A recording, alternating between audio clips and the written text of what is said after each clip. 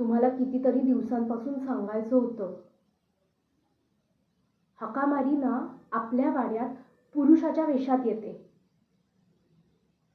पाऊस असो वा नसो रेनकोट घालून येते.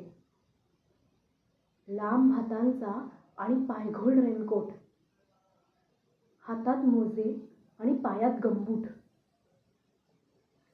देवा शपथ, मी डोळ्यांनी पाहिलंय.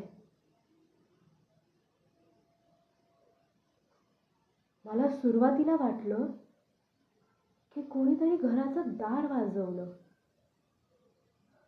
हाकामारीचा विचार मनात येऊन मी पांघरुणातच पडून राहिले. पण झोप नाही आली. मग कानावर ना विचित्र असा आवाज पडला. दूरवरून जवळ जवळ येणारा, चाकांसारखा.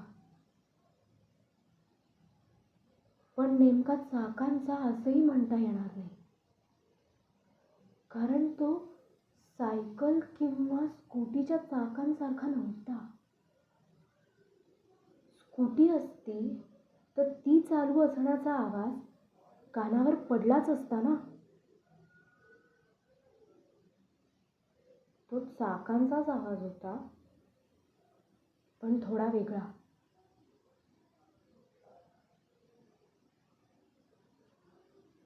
असं कधी असतं का रे, हाकामारी वगैरे?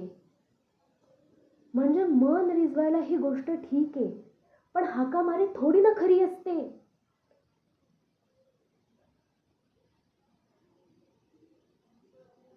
तुला डिटेक्टिव्ह व्हायचंय ना, तू पुस्तकांमध्ये वेषांतर करणाऱ्या डिटेक्टिव्ह बद्दल वाचलंयस ना.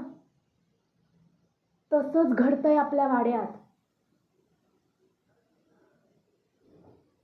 हाकामारी रेनकोट धाऱ्याच्या वेशात आपल्या वाड्यात येत नाही.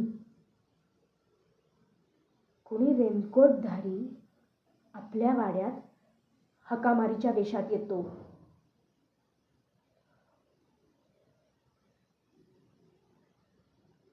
रेनकोटधारी जेव्हा हाकामारीचा वेश घेऊन तुम्हाला घाबरवतो, तेव्हा तुम्हालाही त्याचा पर्दाफाश करण्यासाठी घाबरण्याचं सोंग घ्यावं लागतं कधी कधी.